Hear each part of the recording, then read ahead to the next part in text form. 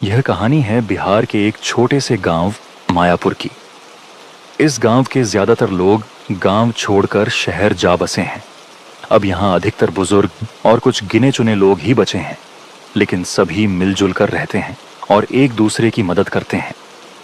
गांव में सभी के घर ज्यादातर मिट्टी के हैं और सड़कें भी कच्ची मिट्टी की बनी हैं। सभी के घर एक दूसरे से काफी दूर हैं, फिर भी सभी एक दूसरे के यहाँ आया जाया करते हैं। इसी गांव में सुधीर काका की एक छोटी सी चाय की दुकान थी, जिस पर अक्सर बुजुर्ग और कुछ लोग चाय पीने आते थे। रात के 8 बज चुके थे। सुधीर काका की दुकान पर अशोक काका और श्याम चाचा बैठे हुए हैं। भैया सुधीर, कैसी चल रही है दुकान? अरे अशोक काका, ठीक ही चल रही है। अब समय बदलता जा रहा है। पहले दुकान पर कई सारे लोग और बुजुर्ग देर रात तक बातें करते थे, अपनी अपनी किस्से कहानियां सुनाते थे और चाय पीते थे, जिससे मेरी दुकान भी अच्छी चलती थी। अरे हाँ सुधीर, अब बस समय जा चुका है। आधे से ज्यादा लोग शहर जा बसे हैं। और तुम सुनाओ अशोक, कैसा चल रहा है तुम्हारा कारोबार? अब क्या सुनाएं? इस बारिश ने सारा धंधा बंद पड़ा है, लेकिन अपने खाने लायक तो बंदोबस्त हो ही जाता है। इसी तरह काफी समय तक वो सब आपस में बातें करते रहते हैं। तभी सुधीर की दुकान पर 2 नौजवान लोग और आते हैं। अरे सुधीर काका, 2 कड़क चाय लगाओ, एक मेरे दोस्त के लिए और एक मेरे लिए। इस ठंडे बारिश के मौसम में यहाँ चाय की टपरी पर बैठकर चाय पीने में और थोड़ी गपशप करने में जो मजा है वह और कहीं नहीं है भैया। बिल्कुल ठीक कहा बेटा तुमने। आओ बैठो और चाय का आनंद लो। अरे अशोक काका, आप भी यहाँ हो, मैंने तो आपको देखा ही नहीं। चलो इसी बहाने आपसे भी थोड़ी बातें हो जाएंगी। और बताओ अशोक काका, आपका काम धंधा कैसा चल रहा है? अरे बेटा, क्या बताऊं, इस बारिश ने तो सभी का हाल बेहाल कर रखा है। जो भी फसल थी सभी बारिश में नष्ट हो गई। अब खेतों में थोड़ी बहुत सब्जियां लगाते हैं और उन्हें बाजार बेचकर ही हमारा घर चल पाता है। अरे काका, चिंता मत कीजिए। जीवन में उतार चढ़ाव तो होते ही रहते हैं। जीवन को खुलकर आनंद के साथ व्यतीत करना चाहिए। ठीक कहा बेटा तुमने। हमें अपनी शेष बची जिंदगी को हंसी खुशी से जीना चाहिए।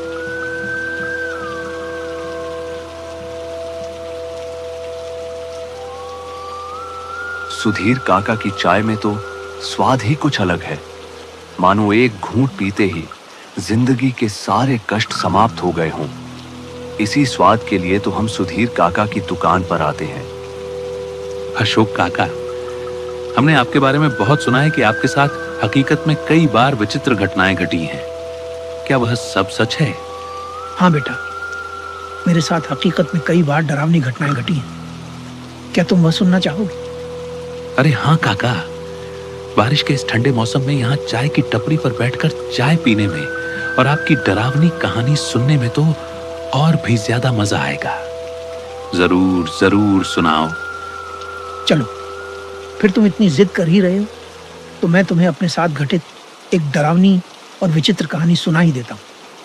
कहानी है आज से ठीक 20 वर्ष पहले की, जब मैं गांव से कुछ दूर पटना शहर में एक दफ्तर में काम करता था। मैं बस स्टेशन पर उतरा, जिसमें से मैं और एक और आदमी उतरा, जो कि कुछ अजीब था। रात के करीब 12 बज चुके थे। स्टेशन पर दूर दूर तक कोई भी नजर नहीं आ रहा था। ये तो जाहिर था कि इस वक्त स्टेशन पर कोई भी ऑटो रिक्शा नहीं मिल सकती। मेरा घर स्टेशन से काफ़ी दूर था। पैदल जाने में लगभग 1 से 2 घंटा तो लग ही जाता। फिर वह आदमी जो बस से मेरे साथ ही उतरा था, वो पैदल ही आगे बढ़ना शुरू कर दिया। मैंने पीछे से आवाज़ लगाई, अरे भाई साहब रुकिए, आप कहाँ जा रहे हो? अरे भाई, यहाँ खड़े रहने से तो बढ़िया ही है कि मैं पैदल ही अपने घर पहुँच जाऊँ। भले ही थोड़ा समय लगे, लेकिन यहाँ रुकने से तो अच्छा ही है। मेरा गांव गंगापुर यहाँ से लगभग 10 किलोमीटर दूर है। और आपको कहाँ जाना है? अरे भाई, जाना तो मुझे भी गंगापुर ही है, पर गंगापुर का ये रास्ता तो जंगल से होकर जाता है ना। पैदल इतनी दूर अंधेरी रात में जाना क्या ठीक रहेगा? अरे भाई, अगर तुम इन बातों पर विश्वास करते हो तो तुम मूर्ख हो।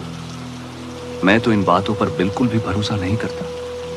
वह व्यक्ति ये बात बोल तो रहा था, लेकिन मेरा उस व्यक्ति पर विश्वास करना मेरे लिए सबसे बड़ी भूल हो गई। मैंने उस व्यक्ति की बातों पर विश्वास कर लिया और उसके साथ गांव जाने के लिए हाँ कर दी। चारों तरफ अंधेरा ही अंधेरा था। आसमान में बिजली कड़कने के साथ एक अलग ही सन्नाटा था।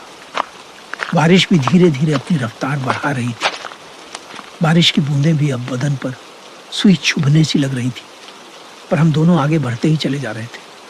आसमान में जोर जोर से बिजली कड़कने लगी। अब हमें लगा कि कहीं रुक जाना ही ठीक रहेगा। हमने सामने एक बद्धा वृक्ष देखा और वहीं पर हम दोनों रुक गए। चारों तरफ अंधेरा ही अंधेरा और जंगल से सिर्फ जंगली जानवरों और बारिश की बूंदों के गिरने की ही आवाज आ रही थी, और इसके साथ साथ जंगल से कुछ अजीब तरह के जानवरों की भी आवाज आ रही थी, पर हम इतना ध्यान नहीं दे रहे थे। बस हमें इंतजार था कि किसी तरह बारिश धीमी हो जाए या फिर रुक जाए। वैसे भाई साहब, आपने बताया नहीं, आपका क्या नाम है और आप कहाँ से आ रहे हो? क्या करोगे भाई जानकर? कौन सा इस सफर के बाद हमें दोबारा मिलना है। क्या मतलब है आपका? मतलब भाई, मैं तो शहर का आदमी हूँ। किसी काम से यहाँ गांव आया हूँ। कुछ समय बाद मैं यहाँ से चला जाऊंगा। अब इतने कम समय के लिए मुलाकात करने से क्या फायदा। ठीक है, मत बताओ, पर ये तो बता ही सकते हो कि तुम यहाँ किस काम के लिए आए हो। मैं यहाँ से किसी को अपने साथ ले जाने आया हूँ। लगभग आधा घंटे बाद बारिश भी शांत हो चुकी थी। हम दोनों फिर से आगे बढ़ने लगे। ये रास्ता घने जंगल और कच्चे रास्तों का था। गांव वालों का कहना था कि इस रास्ते पर रात को जो भी व्यक्ति पैदल आता है, अक्सर वह गांव तक नहीं पहुंच पाता। अब इसके पीछे का राज तो मुझे भी नहीं पता था। बारिश पड्डी डेचने के कारण जंगल में काफी ठंडी ठंडी हवाएं चल रही थी और पैदल चलने में भी काफी मजा आ रहा था। लेकिन जंगल से आने वाली जंगली जानवरों की आवाजें कहीं ना कहीं मुझे भयभीत सा कर रही थी। ये व्यक्ति मुझे कुछ अजीब सा लग रहा था, क्योंकि ये न ही मुझे अपना पता बताना चाहता था और न ही ये मुझसे बातें करना चाहता था। ये सिर्फ मेरे से आगे बढ़ता ही चला जा रहा था। इसे मानो बिल्कुल भी डर न लग रहा, पर मैंने भी उस पर इतना ध्यान नहीं दिया और मैं भी उसके साथ आगे बढ़ता रहा। तभी हमें सामने एक बोर्ड दिखता है जिस पर लिखा था, अगर आ गए हो तो लौटकर मत जाना और अगर जा रहे हो तो वापस मत आना। मुझे यह पढ़ने के बाद कुछ समझ नहीं आया और मैंने उस व्यक्ति से पूछा, अरे भाई, इस बोर्ड पर क्या लिखा है? क्या तुम कुछ समझ पा रहे हो?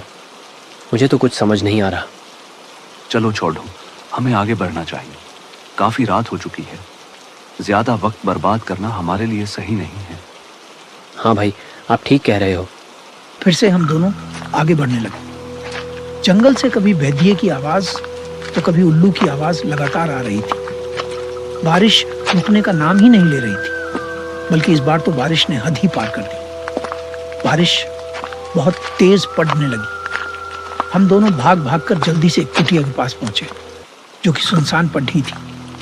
उसमें कोई नहीं था, लेकिन हमने अंदर जाना उचित नहीं समझा, इसलिए हम दोनों बाहर ही खड़े रहकर बारिश रुकने का इंतजार करते रहे। थोड़ी देर बाद ही जंगल से अजीब अजीब आवाजें आने लगी, मानो कभी किसी औरत के रोने की तो कभी किसी बच्चे के रोने की। मुझे यह सुनकर काफी डर लगने लगा और मैंने उस व्यक्ति से कहा, अरे भाई, क्या ये सब आवाजें सुनी तुमने? हाँ भाई, आवाज तो सुनाई दी मुझे भी। लगता है कोई मुसीबत में है। पर भाई, इतनी रात को कौन औरत यहाँ जंगल में आई होगी? चलकर देखते हैं। क्या पता वह मुसीबत में हो, इसलिए रो रही हो। फिर मैं और वह व्यक्ति दोनों आगे बढ़े। बारिश अभी भी लगातार पड्डी डिटी यच रही थी। कुछ समय बाद किसी की पायल की आवाज भी आने लगी। हम दोनों ने धीरे धीरे उस आवाज का पीछा करा। चारों ओर जंगली जानवरों की आवाज और काला अंधेरा। अरे भाई साहब, मुझे ये सब कुछ ठीक नहीं लग रहा। हमें यहीं रुक जाना चाहिए। कुछ देर तक उस व्यक्ति का कुछ जवाब नहीं आया। ये देखकर तो मेरी रूह कांप गई। मुझे बहुत डर लगने लगा। अब वह पायल की आवाज और उस औरत के रोने की आवाज और जोर जोर से आने लगी। फिर मैं वहां 1 मिनट भी नहीं रुका और अपने गांव की ओर बढ़ने लगा। अब वह सब आवाजें शांत हो चुकी थी। मैं अपने तेज कदमों से आगे बढ़ते जा रहा था। तभी सामने फिर से मुझे वही अजीब बोर्ड दिखता है जो कि मुझे शुरुआत में दिखा था। मैं ये देखने के बाद आश्चर्यचकित रह गया, क्योंकि जो बोर्ड जंगल के शुरुआत में था वो जंगल के इतने अंदर आने के बाद दोबारा कैसे आ गया। मुझे अब सच में बहुत डर लगने लगा। थोड़ी देर बाद फिर से उस औरत के रोने की आवाज आने लगती है और लग रहा था वो मुझे मेरा नाम लेकर पुकार रहा है। जब मैं उस आवाज के नजदीक गया तो देखा कि कोई आदमी पेड़ के नीचे खदाता है। ठीक से वह दिखाई नहीं देता। जब मैं बहुत नजदीक गया और देखा तो वो वही आदमी था जो मेरे साथ था। मैंने पूछा, अरे भाई, कहाँ खो गए थे और अब यहाँ औरत की आवाज में क्यों रो रहे हो? तभी वह जोर जोर से हंसने लगता है। तभी बिजली की एक तेज गड़गड़ाहट के साथ आसमानी रोशनी होती है, जिससे वह व्यक्ति अपने असली रूप में आ जाता है और जोर जोर से हंसने लगता है। ये देखने के बाद तो मुझे लगा कि आज मेरा आखिरी दिन हो। मैं डर के मारे एक जगह से हिल भी नहीं पाया। फिर मैंने हिम्मत करके भगवान जी का नाम लिया और वहां से भाग गया। मैं अपनी पूरी जान लगाकर वहां से भाग रहा था। मेरे पास इस समय भागने के अलावा और कोई दूसरा रास्ता नहीं था। मैं भागता रहा। अचानक से मेरी आंखों के सामने काला अंधेरा छा गया। सुबह जब मेरी आंखें खुली तो मैंने देखा कि मैं रेलवे स्टेशन पर। मुझे कुछ भी समझ में नहीं आ रहा था। मैं वहां से तुरंत ऑटो पकड़ DTTH कर अपने घर वापस आ गया। और फिर मैंने कभी भी उस दफ्तर में रात की ड्यूटी नहीं की। और आज भी मैं उस स्टेशन पर रात को जाने से बहुत डरता हूं। उस दिन के बाद मैं रात को नहीं उस स्टेशन की तरफ गया और नहीं रात की ड्यूटी की। बहुत बहुत डरावनी कहानी थी काका। मजा आ गया।